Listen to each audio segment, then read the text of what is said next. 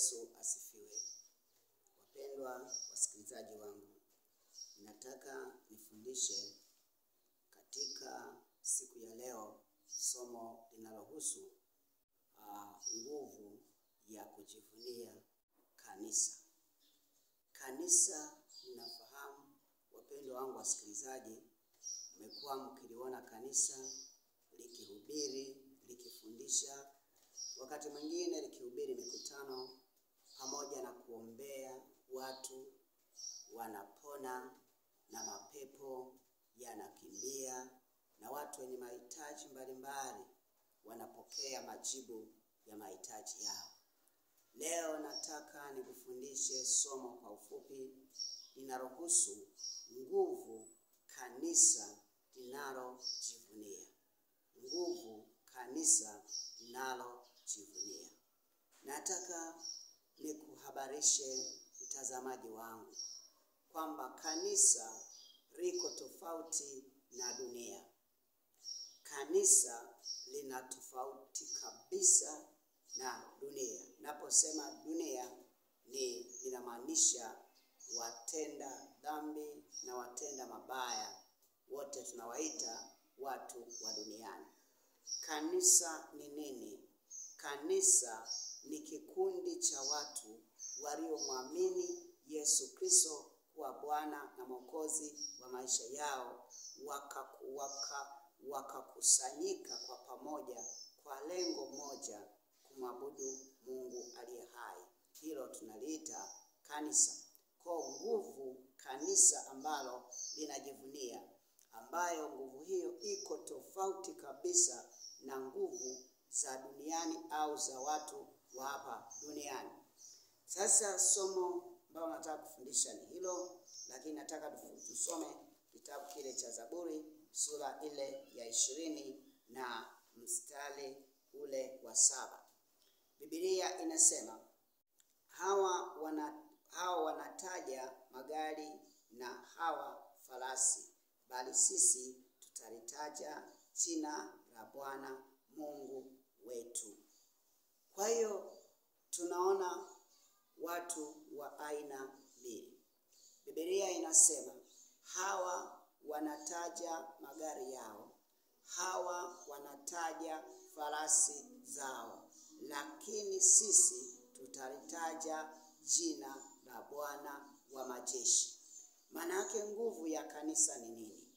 Nguvu ya kanisa tunaona kwamba ni jina la Bwana wa majeshi. Ndio maana kupitia jina hilo kanisa linapata uwezo wa kuhubiri Injili. Kanisa linapata uwezo wa kuweza kuombea wagonjwa, na kanisa linapata nguvu za kukemea pepo pamoja na magonjwa aina zote, na yanaondoka kupitia jina la Bwana wa majeshi. Kwa hiyo tumeona tofauti kati ya kanisa pamoja na dunia. Biblia inasema hawa wanataja magari yao, hawa wanataja farasi zao, lakini sisi tutalitaja jina la Bwana wa majeshi. Maana yake ni nini, mpendwa msikilizaji? Mtu wa dunia hawezi kulitaja jina la Bwana wa majeshi, maana halijui. Lakini kitu kingine, bado hajamkaribisha Yesu ndani ya maisha yake, ili kusudi aweze kufanyika kuwa mtoto wa Mungu.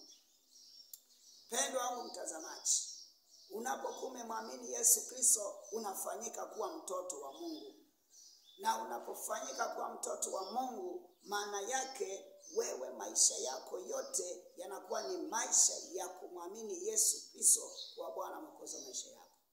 Utendi dhambi, haufanyi mabaya, unaishi maisha yanayompendeza Mungu na kumheshimu Mungu. Ndio maana Biblia inatupa tofauti kati ya mtu anayemwamini Yesu na mtu asiyemwamini Yesu.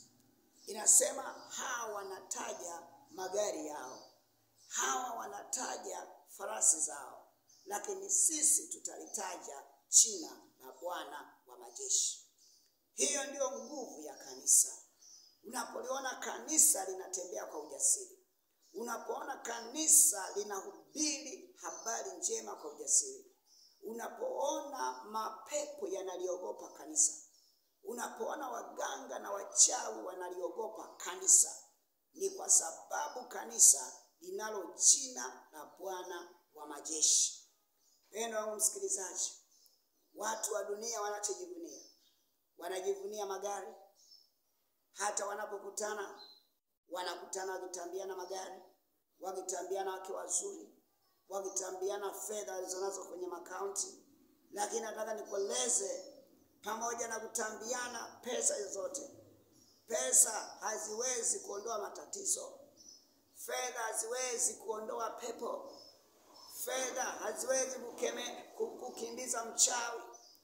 Fedha haziwezi kukimbiza kansa. Fedha haziwezi kukimbiza ukimwi. Fedha haziwezi kukimbiza utasa. Fedha haziwezi kukimbiza matatizo ya aina zote. Lakini mtu aliye na jina la Bwana wa majeshi, jina hilo linakimbiza magonjwa ya aina zote. Jina hilo linaondoa tamaa ya dhambi. Jina hilo linaondoa ukimwi na uasherati.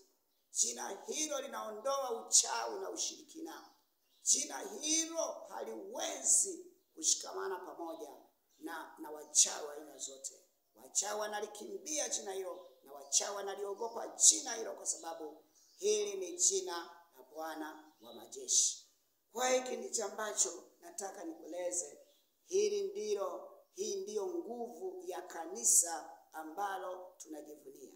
Watu wa duniani watajivunia magari, watu wa duniani watajivunia majumba, watu wa duniani watajivunia makaunti benki, lakini sisi kama kanisa tunajivunia jina la Bwana wa majeshi. Ndio maana Biblia inasema kwamba utakachojifunga hapa chini duniani na mbinguni kitakuwa kimefungwa. Tunayo mamlaka kama kanisa kufunga magonjwa ya aina zote, na wala magonjwa yasionekane kwetu kabisa. Tuna uwezo wa kufunga ukimwi, na ukimwi ukaondoka ndani ya mwili wa mwanadamu. Tuna uwezo wa kufunga mapepo, majini, uchawi, uganga na ushirikina, na ukaondoka katika jina la Yesu, maana tunalo jina lipitalo majina yote.